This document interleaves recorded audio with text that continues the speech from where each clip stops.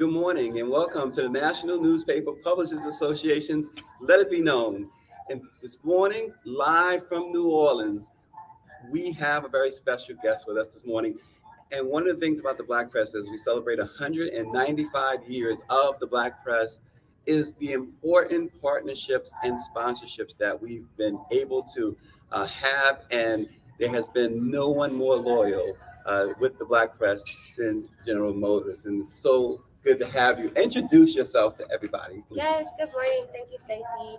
So happy to be here. I am Nicole Simmons. I'm a senior manager on our diversity, equity, and inclusion communications team at GM. Well, tell us a little bit about that and what you do exactly. Absolutely. So at GM, we have a goal to be the most inclusive company in the world.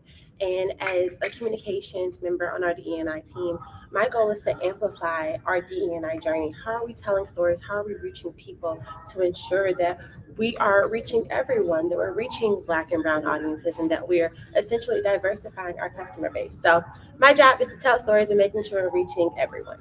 And now, General Motors, of course, like we said at the top, it's been such an important partner with the Black Press of America. And you're here this week. You're going to be on a panel. GM is put together a great panel. Tell us a little bit about what GM will be doing here at the convention of the Black Press. Yes, well, first and foremost, our partnership with NNPA, we are just so honored and so incredibly grateful. We've had this partnership with NNPA for decades. We know that NNPA has been the voice of the Black community for forever, and us partnering with NNPA, it helps us to share our DE&I journey. We know that when NNPA tells our story, it's going to be told with credibility. It's going to be told with integrity, and it's coming from a trusted source. So we deeply value this partnership with NNPA, and just so proud to be here as a sponsor. We are sponsoring the luncheon panel today, where we're going to be discussing the path to inclusion is electric.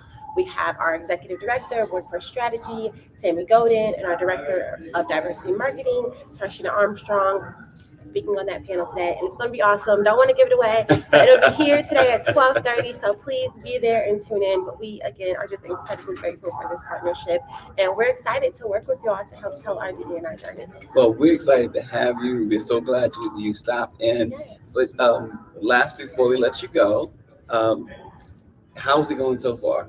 It's amazing. We haven't gotten together in 2 years, and so it's great to be back in person and see everyone and just connect and engage. And New Orleans is just such an amazing city, so much culture, so much rich history. So it's an incredible time. Looking forward to the remainder of the conference. We have full day of sessions today, the gala tomorrow. So just so excited to connect with everyone again in person. The reception last night we had the second line. It's just been amazing. Well, if you're not here, make sure you're here next year, because it's been a great time. Yeah, absolutely. And it's, again, thank you so much, Ms. Simmons, for dropping in and saying hello to the Black Press and doing what y'all do. We appreciate Absolutely. It is our honor. Yep. And if James is so kind, he'll let you out. Thank you, James. Thank you, Stacey. Thank you. And we also have with us another important partner with the NNPA from Wells Fargo. We're losing our Wells Fargo buddy, but as they go and try and retrieve her, and we'll tell you who she is when she gets here. But we got James with us. We also, James, of course, you know James, right, from the Washington Informer. We also have Paris Brown from the Baltimore Times, who you ever watch Wonder Woman, James? Mm-hmm. And you remember Wonder Woman, like, would change, like, yes, yes. I think she did something. How did she change? Yeah, so she would twirl around. Yeah. And Paris, we called Paris up just about 2 minutes before we went on the air. She was under the covers in the bed and all that stuff in her pajamas. And then all of a sudden, a minute and a half later, she was showered and dressed and everything else. I'm serious. Paris, come on in, Paris Brown. Yes. From the Baltimore Times. Yes. Which way do I come? Come on. Yes, that story is very true. Actually, it took 10 minutes. Close. Good morning, everyone. It's good to see. So before we bring in our guest from Wells Fargo, let me just ask you, Paris, this is, I believe, the first NNPA convention you've been to. Yes. And so kicked off yesterday with the second line.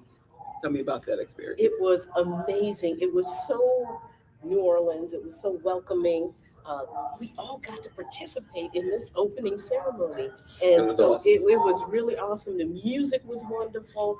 It was a great kickoff. So uh, I loved it. It was my first conference. I didn't know what to expect, but this is how you welcome a conference. Absolutely. They know how to do it. To New Orleans, as they Yeah. say. Yeah. So what are you looking forward to most?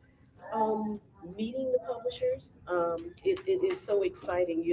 For me, all of this is new. Just celebrating 195 years of the Black press, our voice. I'm looking forward to the different perspectives.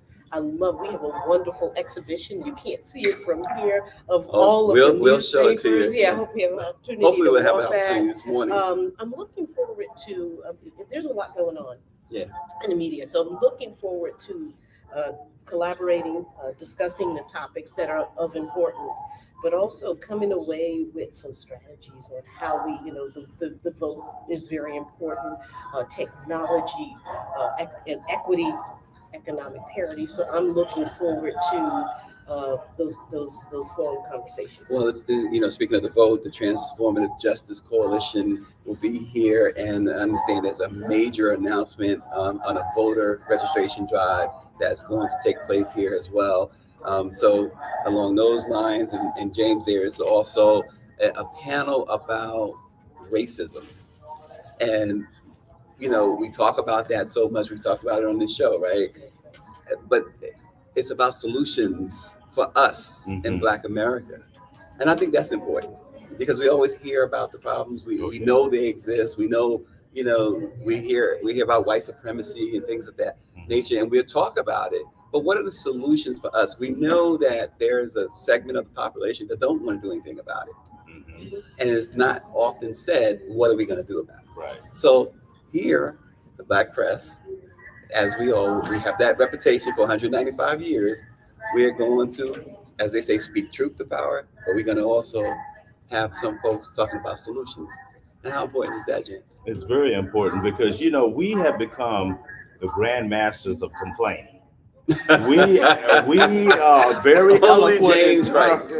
about what's racism, what's wrong, and we get passionate and we start wailing our fingers and doing all of this. But this is a very constructive, very analytical discussion about what needs to be done to dismantle systemic racism. We understand it won't happen overnight, but it has to start. And this is where it will start here. Yeah, well, it seems like it should have started a century ago, right? Thank you. And Yes. now here we are. We're still, my eyes are here and there. I'm still looking for our friend from Wells Fargo. And I think she's here. Here she is. James, be a gentleman, James. Oh, yeah. We have to tell James to be a gentleman. You Come come on right in. here. It's so good to see you. Good morning. Good morning. Good morning. How are you? I am fine. Excellent. So again, we was just talking with our great friend from General Motors, who's been an amazing partner, and now we have Wells Fargo. Introduce yourself, because a lot of times I'll introduce Paris and James or whatever, but I want you to tell folks who you are. Well, first of all, I'm glad to be here with you. You are iconic. You are always speaking on behalf of our community. So on behalf of Wells Fargo and just myself personally, Stacey, thank you for the good work you've been doing over the years. My name is Erica Miles, and I'm currently a Senior Vice President at Wells Fargo and Company. I work in our diverse segments representation and inclusion team. And along with my colleagues at Wells, we want to make sure we are deepening our relationships in the Black and African American community, which is what I help specialize in. Mm-hmm. We are a proud sponsor of NNPA and of this convention today. And so I'm here to help us continue that relationship and to make sure that we stand with you, because this is a historic year, as you mentioned, 195 years, but we all know that it's been going on longer than that, right? Yeah. Trying to get the word out. And I think Wells Fargo's role in that, and this is why I'm here representing me and representing the company, is that we have to get the word to our folks about financial freedom too. Yeah. and about the different ways that they can improve their financial health and thereby improving our communities. So that's who I am. Yep. I spent a little time, I mentioned to you earlier, Stacy, on Capitol Hill. And Yep. so I brought a lot of those relationships in that same fervor with me. I think some people think that when you come work in corporate America, you know the phrases they use about. I won't say them all here, but the truth is, I'm able to continue the very good work that I was doing in financial services policy, as well as diversity, equity, and inclusion advocacy, right at Wells Fargo. Yeah, and so, just as a little side note, Eric and I talked off camera before we went on air, and we talked about another Erica that you work with and that we know that treats us so well. Yes, at Erica the White House. Lowe. Yes, Markia and all of those folks that we all are proud alumni of Chairwoman Maxine Waters' office. So it's a lot of fun to come out here into this space and know, like I said, we're all still doing the good work. Yeah, and she mentioned Maxine Waters, Auntie Maxine, and who we are honoring here tomorrow night. Yes. And so she's going to be a recipient of one of our legacy awards. And I tell you what, when you talk about legacy, and that goes hand in hand. That word matches Maxine Waters to no end, right? Indeed. I mean, it's amazing. But tell us, Wells Fargo. Now there's some panels going on. And That's right. what is Wells Fargo gonna talk to us about? Excellent. Thank you for asking. So we are going to be convening a panel today titled "Relationship and Resources: Tools to Move Black-Owned Small Businesses from Surviving to Thriving." That's going to be from noon until 12:30 p.m. Central Standard Time today. I will be moderating that panel, Stacy. Very excited that joining me will be my colleague from Wells Fargo, Derek Ellington, who is the head of our small business banking work at Wells Fargo. Yeah. And so we're going to have an honest conversation about a lot of the publishers and media of this organization are small businesses themselves. They're diverse owned small businesses. Right. And so they need resources. They were trying to stay afloat in the pandemic and even before that. I mean, the work has shown that Black businesses, they shuttered more, they were struggling more, and the pandemic only exacerbated their challenges. So I wanted to create an opportunity along with my colleagues at Wells Fargo where we could have an honest conversation with the Black press about being business owners and what relationships and resources you need in order to thrive, not just survive the ups and downs of being a business, but really move into being successful entities. And I'm really excited about the conversation we'll have on the panel today. Well, and see, we were just talking about what solutions, right? Right. And so Wells Fargo is bringing solutions to New Orleans for the Black press and Black America, not just for the Black press, but for Black America, right? Black America. And like I said, really just viewing the Black press as business owners too. We certainly know what you do to spread the word, but so many, like I said, people really just trying to stay afloat. And as publishers, you not only are trying to pay yourself, but employees, you're trying to be out in the reporting space, but at the same time trying to protect yourself in the middle of a global health crisis that was COVID-19. And so all of those challenges, like I said, are things that made it harder to stay in business.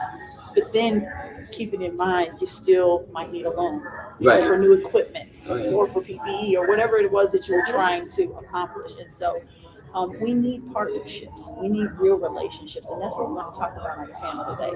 The resources are out there. Yes. I think the thing that has been missing is the relationship building between the Black community and large institutions like Wells Fargo. Yeah. We want to show up today, hopefully in the panel. I hope there's going to be so many people that attend. I really hope y'all come and talk to us. We'll be there. We got a short time, but we really want to have the conversation about relationship building. Yeah. Tearing down the barriers of distrust, because let's be clear, they've been built up, for various reasons, not just with Wells Fargo, but across financial services. Yeah, I know my granddaddy, he used to keep a pouch, y'all, and he called it the hard time bank. Everybody got that hard time bank, I think, in our community at the house.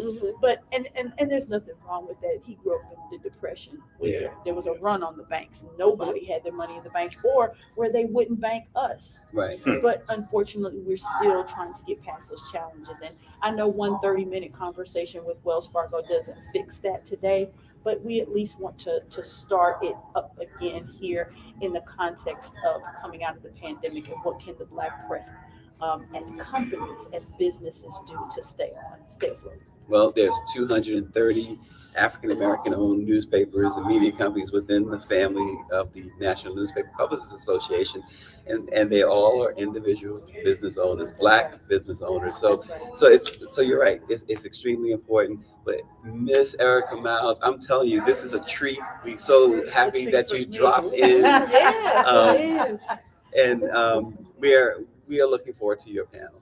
Well, thank you so much. Relationships and resources from Relationships. noon to 12:30 today. That's where you need to be. That's where we will be. And that's where we will be. There you go. And I'd like to take this opportunity really to thank Wells Fargo for its support. And it's important. I think you're talking about trust, and it's building that trust. And our publications trust us. And so thank you so much. It is about relationships, and I'll be there. Look forward to it. Well, thank you Yes. again, Miss Erica Miles, Thank you. Wells Fargo. Thank you very so much. much. Thank Thank so you. much. Thank you. James, why don't you get into the camera now so we can talk news? All right. Well, first, it's a treat, right? Just to be here in New Orleans, but down to a little bit of more serious business is the gas tax. The president yesterday called on the suspension of the gas tax for at least 3 months. Good gesture, right? And as of right now, that's all it is because Congress has to approve that, and all indications, early indications, is that they just are not going to approve that. And so I'm trying to figure out why can't it be an executive order? Yeah, I said the And, same and thing. so, because when Yeah. I looked at that, I said, so, yeah, why can't you just do that? And people are really struggling. I have a little Chevy Sonic, and when gas prices were $1.98, it's $16 to fill it. I don't know if anybody has driven that 198. car. Let's see, how old were we when this gas No, was? no, we're talking 5 years ago Yeah, when I I know. first got the Yeah. vehicle. It just seems like so long it's ago. almost $50 Yeah. to fill my car is tiny. And a lot of people are struggling. I read an article in The Economist, and it literally said stores like Target are now, what's happening now in terms of consumer spending is they are spending on necessities. And Target is having to have deep discounts on things that are not frivolous, right? Right. Things that people won't buy.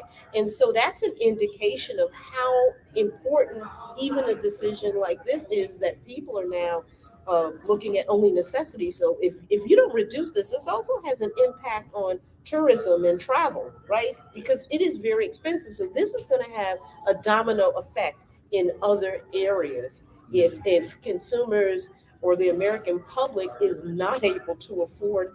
I see funny things on, you look at Facebook and they're like, they're on those little things now. Mhm. Yeah, And well, people are making light of it, but Yeah. it's a but real issue. it's a serious It's a serious issue. issue. And James, President Biden refers to it as the Vladimir Putin tax. But the thing about it is, right, wrong, or whatever, many people are blaming the president for the high gas prices. And you talk about that. I mean, that does not seem to be fair, but That is completely wrong. President Biden, that has nothing to do with the high cost of gas. What he does, look, I get tongue tied about this because I know a lot about gas, because as you all know, I'm a native Texan, and gas fuels my state. Now, I do live in the District of Columbia, where gas has just been exceeded $5, and it's driving everybody crazy, and people are getting on the metro and they're walking and they're biking and they're using those little scooters. It's the oil companies that's doing this. If the oil companies decided, okay, everybody, each one of us will reduce the price of gas $2 today, it would be done. This issue of a gas tax would not be discussed. Blaming Joe Biden on this is wrong. It is the oil companies that are taking advantage of that war in Ukraine, as well as the supply chain, in order to make money. Why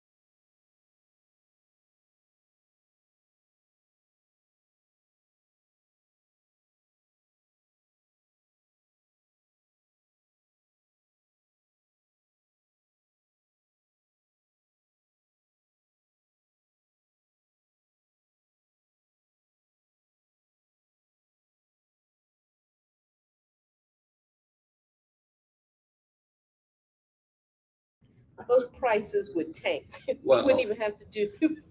yeah, Here's our $2 tax saving right there. yeah, and so you're right. So you're talking about again solutions. But that's a strategy that we can say as African Americans that was effective for us Right. because we did it for a year. Now I'm not suggesting it in these days and times it's not a reality for us, right? We have things to do. If we decide on a weekend, look, we're going to stay home because now we want to impact and influence some decisions. And I think just that one decision would have a major impact. It would really say to America that, wait a minute, the African American community, they have economic power. Now they're flexing their muscle flexing, and they've yeah. decided to stay home to impact these prices for one day. And I guarantee you that we'll see a drop probably the next day. Right? Well, you know, Americans, we really haven't exercised our muscle as consumers. That You know, is true. That is consumer true. activism. We need to I like get it. back into consumer activism, doing what you're talking about. You're talking about the Montgomery bus boycott, but also remember in the 1980s at Port Gibson, Mississippi, when the Port Gibson, Mississippi, some governmental entity made a decision that was detrimental to the black community. The black community just shut down Mhm. in Port Gibson and they gave up and then they got concessions from the government. Consumer activism is really a part of our DNA as black people. Mhm. We just don't utilize it as much. I think we need to pick up that ball. Well, and okay, so why haven't we done more of consumer activism? That's a good question.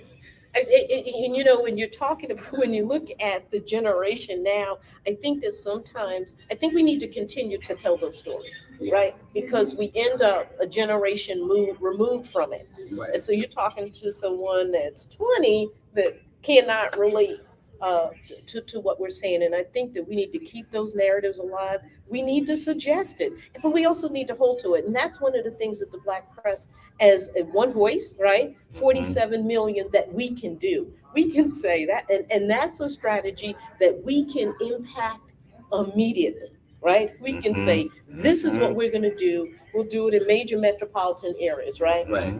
And then we're going to filter it. This is the day that we're going to do it. And in the time of social media, this can happen quickly, right? And it's about using every resource that we have at hand. You remember, and this is not too long ago, Mhm. Occupy Wall Street, right? And Yes, within moments, That's right? right. It was like Thousands of people. so many converged. people. Yes.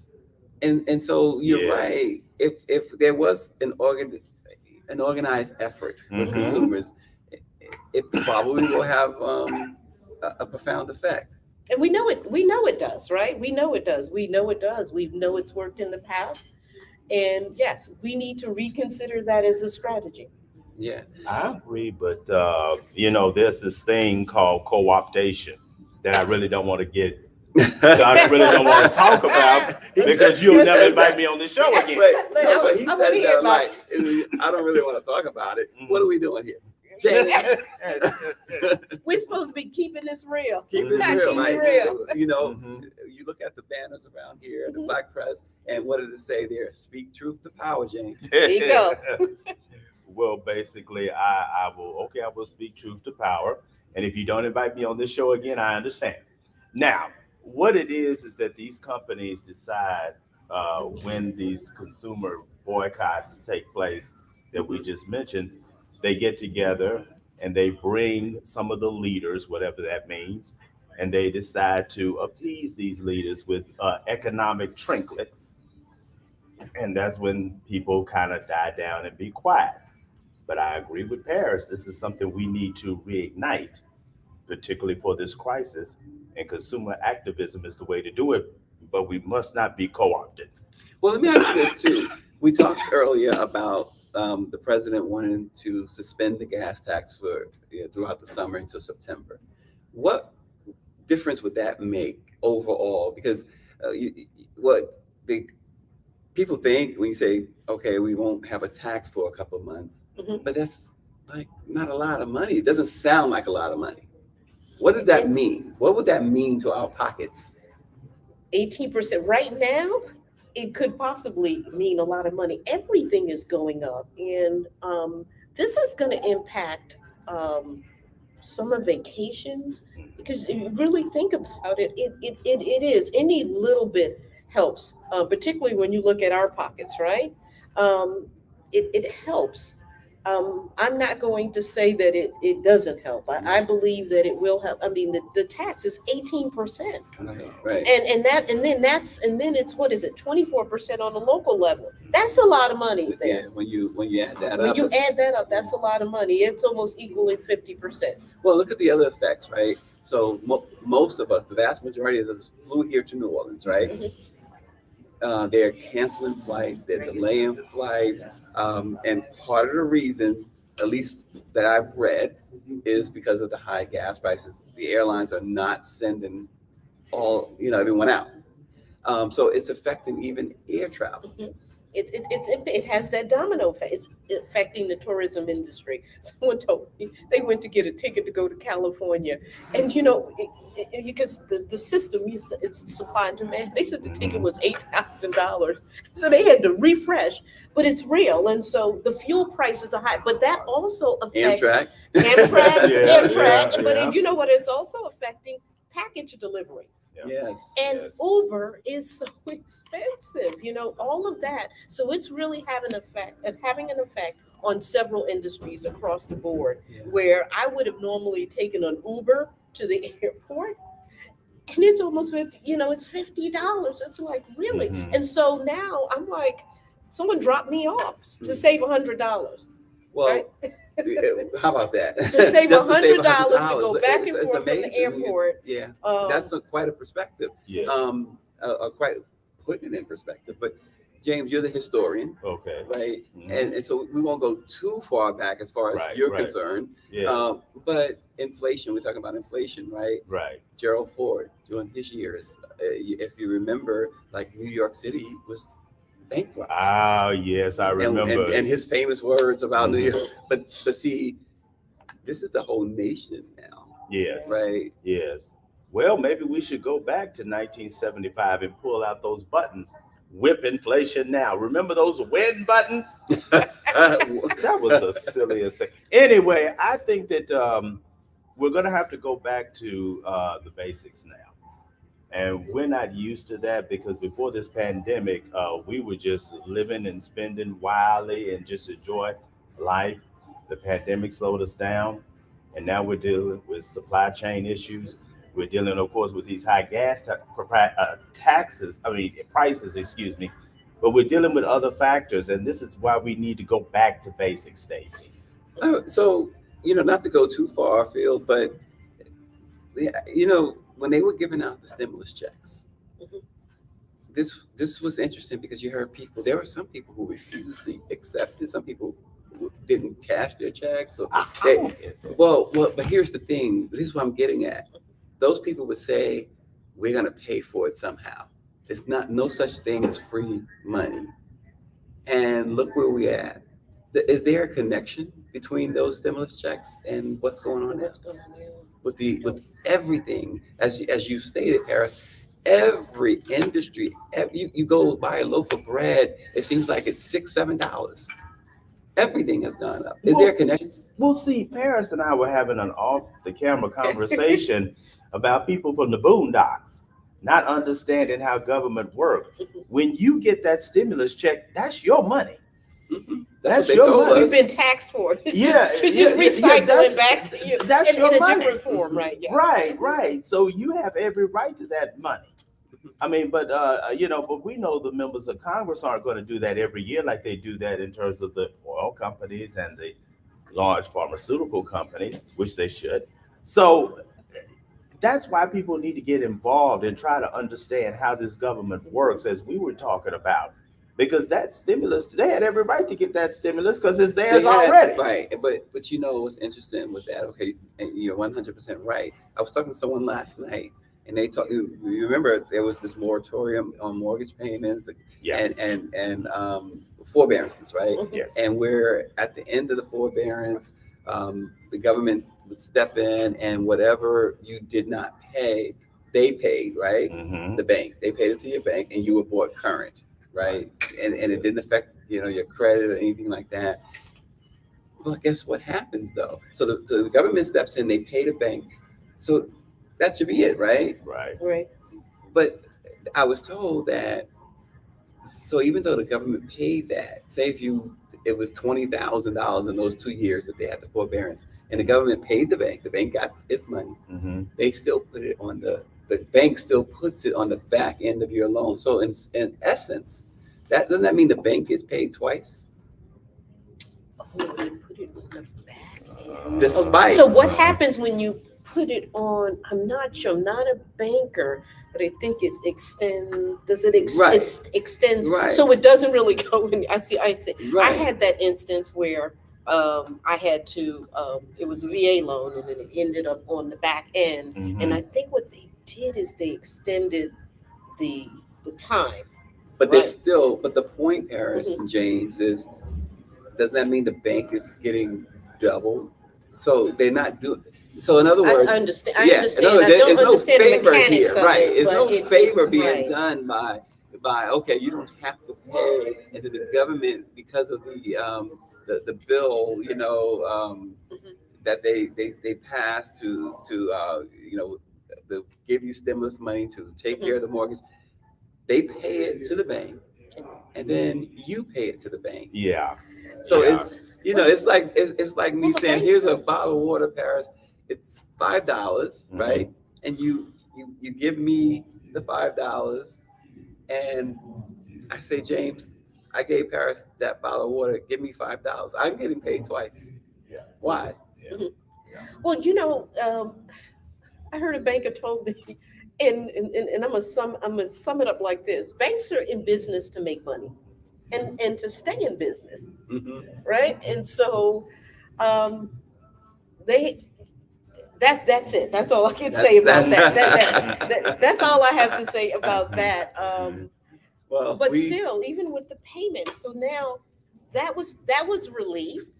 But now the gas prices are high, and people are It's- having to now make even still decisions based on necessity. So, Yeah. right, we took care of this issue. Now we have another issue, and unfortunately, it still disproportionately affects African Americans, right? So we had the health crisis, right? Then we had to be compensated for housing, right? Mhm. And now we're dealing with gas. We're not catching a break, right? Yeah. Yeah. Yeah. Well, folks, we're live in New Orleans. It's the 195th anniversary of the Black Press of America, the National Convention. So many publishers from around the nation, their staff are here. We haven't seen folks in a couple of years or so, and it's really a nice time here. We got some great things coming up. But, back to the news this morning, though. A Miami cop, he pulled over a black person. This cop is under investigation. He pulled over a black man, and there were some words exchanged, and very little from what reports say. And the cop said, "This is why." Let me pull up his exact quote. "This is how you guys get killed out here." It's, how do you reconcile this? That it's an acknowledgement of sorts, isn't it? That, your life, I can take your life and nothing will happen to me. I mean, James, how do we reconcile this? Well, first of all, we need across the board, every police department needs to have diversity training. The police chief, starting from the police chief on down to the cadets, need to have diversity training in terms of professionalism, in terms of how to treat the public. And this is what's happened, Stacy. I have a lot of friends who are police officers. Once upon a time, you could become a police officer just putting your name down on a sheet of paper. And if you were a white male, you just got in. Mm. But now we have standards where police officers have to have degrees, take classes, go through an academy, that sort of thing. So these things shouldn't happen. That officer needs to be fired because he is a public servant, not a personal servant. And so I think the Miami Police Department, Miami-Dade Police Department needs to look at this, investigate the guy, and then if he's wrong, get rid of that officer. He's a bad apple. Yeah, with given the backdrop of what's been going on, particularly these last few years, Breonna Taylor, George Floyd, et cetera, et cetera. I mean, it would take us, a week to name everybody, right? But how does, and this is all on the dash cam, and I'm told that the motorist also had his cell phone going, and so it's captured Mhm. that this officer made those comments. Uh, what's going on, Paris? What we keep talking about, they won't pass the George Floyd Justice and Police Act. That's dead. But short of that, what do we do? I think that we continue to document that. I think that people need to see what actually went on, and the fact that he had to turn on his camera is suggestive that he felt like his life was in danger. I did have opportunity to look at that, Mhm. and the police officer, his immediate reaction, he voiced, "Okay, excuse me, so I've got to find the license." He was not in his vehicle, and when he questioned the officer, his immediate reaction, and you could see him push the door. You could see him go right into the mode that Right. African Americans are used to seeing. Yes. And so, yes, the diversity training, but I think this whole environment that we're in right now makes, unfortunately, cops feel very comfortable with that kind of response. And then you can see our auto response. Right. Put the camera on, right? Because now I need to document this, because this may potentially, and I remember seeing a quote. He says, "I may not come out of this alive." That is very scary. That he was in fear. And I had a personal situation where I have a short haircut, and it was dark. And I was in Florida, and I'll never forget it. And I didn't know that someone said this is a tactic. So he said my tail light was out. So I passed by. I'm in a Charger, one of those cars. Yep. And so he stops me, but I am in a community, a retirement community, which is a large tax base. I didn't have my license. I called my mother because I too was Mhm. fearful. I think he was surprised to find I was female. I remember calling my mother. I said, "Just stay on the phone." I put her on speaker, and I said, "I just need you to stay on the phone." I was stopped by the cops. My mother was terrified, Mhm. and I had exercised that day, so my license was in my pack. But I had, is because my mother lives in the community, I get a badge. And he looked and he saw Sola Vida. So he went back, he checked me out. Sure enough, the license went back to Sola Vida. He said, "Get the tail light fixed." I come home, because I was right, I literally, it's a gated community. My mother was terrified Yeah. because my brother had been killed by the cops Mhm. a few years earlier. And so the next day, I get in the car, they like press the brake, there was nothing wrong with my tail light. Wow. And my mother literally would not let me drive. Yeah. Now, mind you, Mhm. I'm 50 years old. She's like, "You can't go out. Wherever you're going, you need to be in." Mhm. And that's our response. that's the response trauma. of fear, Yeah, right? right. Yeah. And I remember being stopped and being scared because I thought in that moment that I wouldn't live. Yeah. And it was me. And so I can't imagine being a black male and feeling like, because it happened to my brother. My brother died within minutes of being stopped. And Wow. so it's a reality for our family, and I understand it. Yeah. And I don't, the only thing I could possibly think of, a cop needs to be in our situation to really understand these auto responses. It's just, and the thing about it is, it's real. It is real. And James talks about diversity training, but Is it enough? we've been down that road too many times. But what can we control? We can control that. Like you said, you called your mother, you had her on the phone. I always tell, my kids, tell my wife, drive, because you wasn't doing anything wrong, and he just decided he wanted to pull you over. So you don't necessarily have to be doing anything wrong to be pulled over. And so it's so interesting because my 23-year-old, she drives kind of fast, and I tell her all the time, you can't. Red flag. It's a big red flag. I talk about my sister. My sister drive. I tease her. The Jersey Turnpike. You get on the Jersey Turnpike in Delaware. As you come out of Delaware, heading to New York. That's a 2-hour plus drive, right? I always tease her that she gets there in like 45 minutes. You can't do that. You can't. But here's one of the solutions. It's not a solution, but a safety measure, right? So what we do, it took my wife, my daughter, myself, we have our insurance card, our registration, everything in the the bill flap or whatever you call it there. Yeah. If pulled over, it's right there. You're not reaching for anything. They can reach in, get it themselves. And it's a shame. It's reality, but it's a shame that it's reality, right? We have to educate. And one of the things, and I think that also we have the responsibility. I remember driving next to a young person, and I got to the stoplight. I beeped my horn. And he finally turned his window down. I said, and he was young.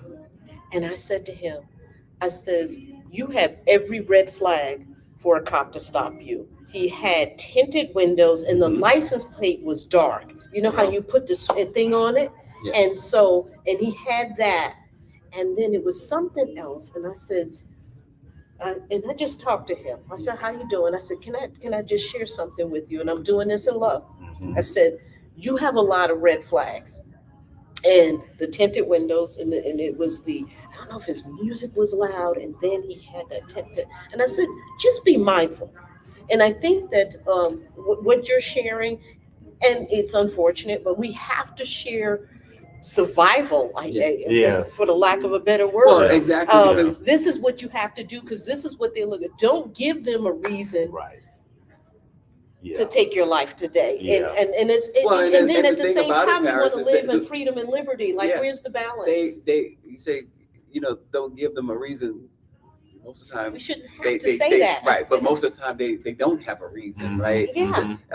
Just about all the time they don't have a reason. That's true. Right. They're looking for opportunity, it seems.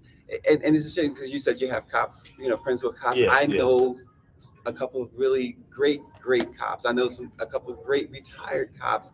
And I know for them, it pains them as law enforcement officers or former law enforcement officers, what's going on. But we need really the vast majority of law enforcement officers to feel that way.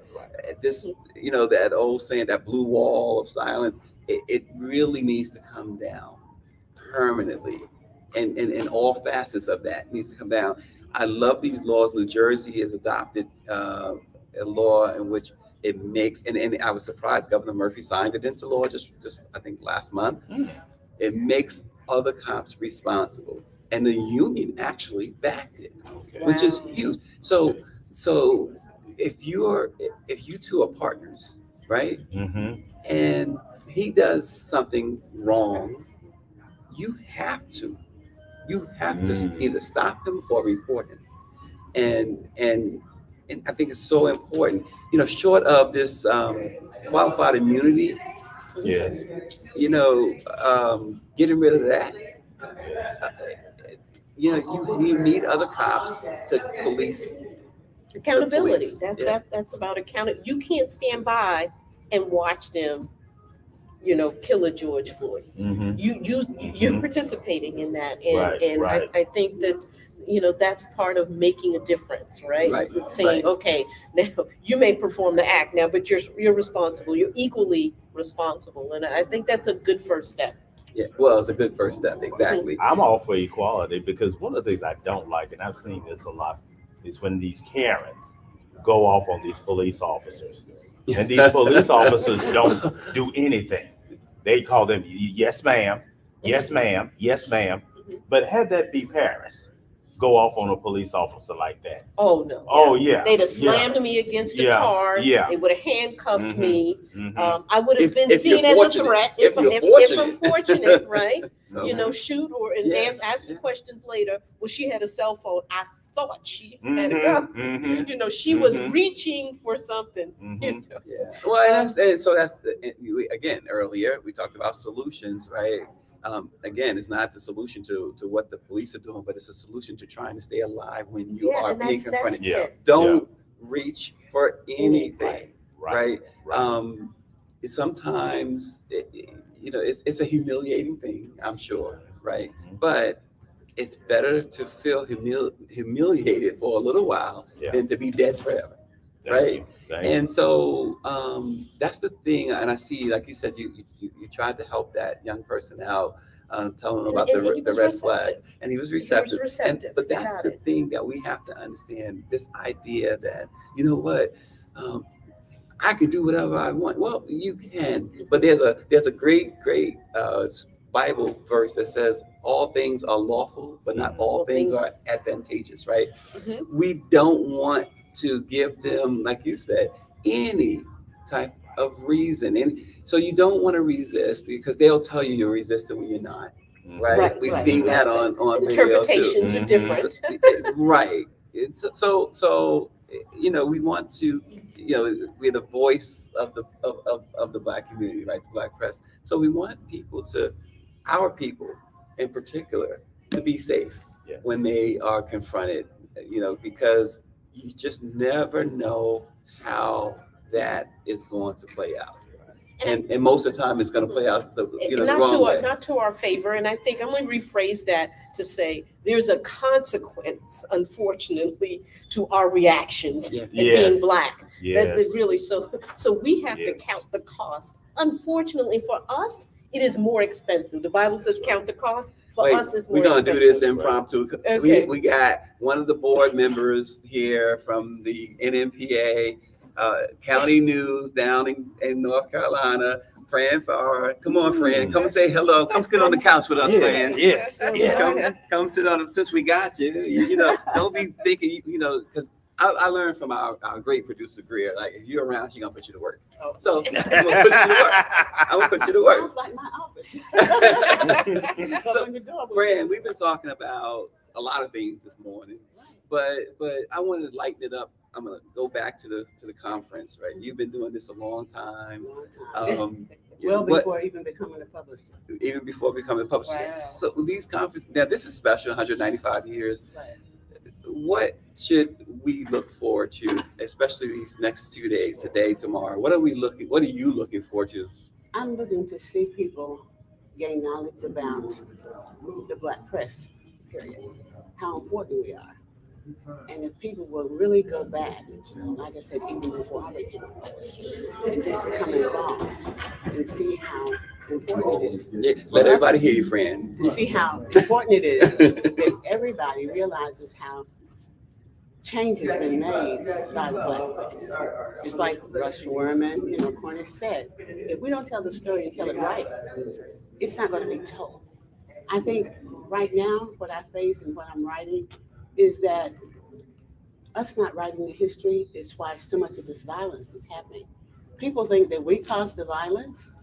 They don't know the history. And every week, there's a space in my paper that says, if our educators and our schools do not teach the real history, not give it, our children won't know it. I think this is where the violence is coming. This is where people are hating people of color. If they knew their history, if they knew where they were from. Many of those that are fighting us are really from Germans that were killing us. Yeah. They don't know these things. It's our obligation. And I'm just glad to be part of it. I want people to learn so that we can connect and we can share stories with each other. I shared with North Carolina Black Publishers that because I now serve as president, that it's important that they come to events like this. You learn from each other. Right.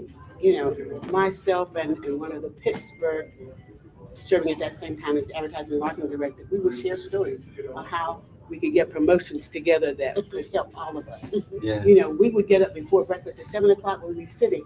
And the one that's important to me about being in New Orleans, we were sitting at the breakfast counter before at 7:00 in the morning, sharing ways to pitch stories and get advertising.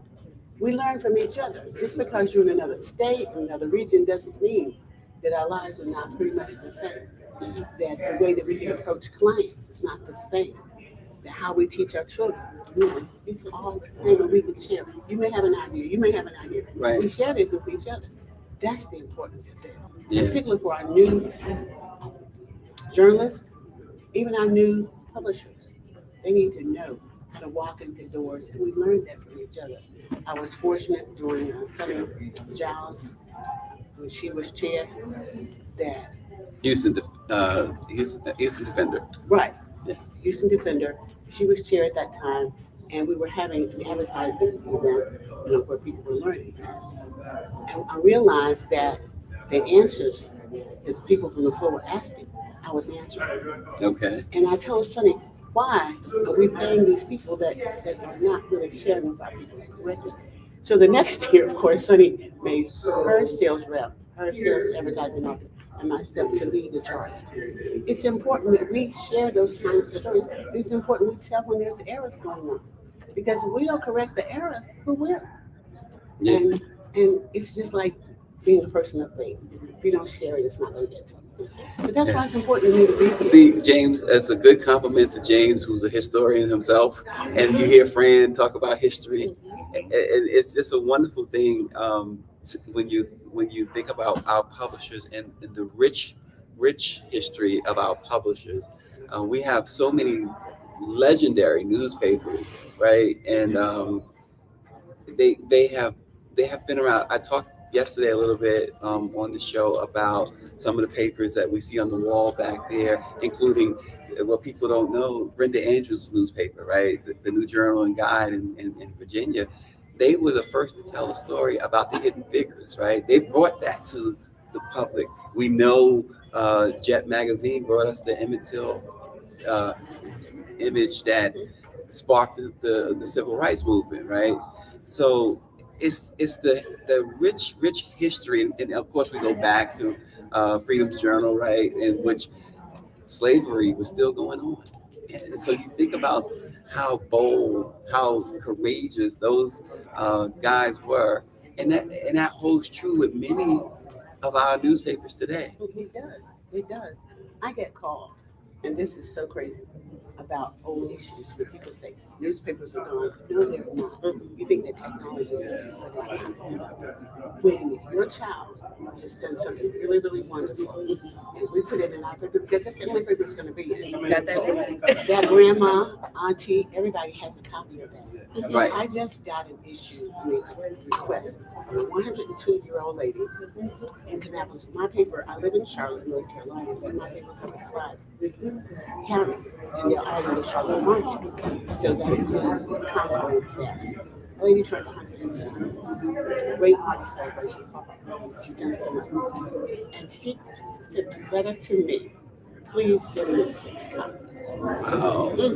You don't get that from me. Yeah. You do not, because her grandchildren were all there present to share, and she wanted to hold that.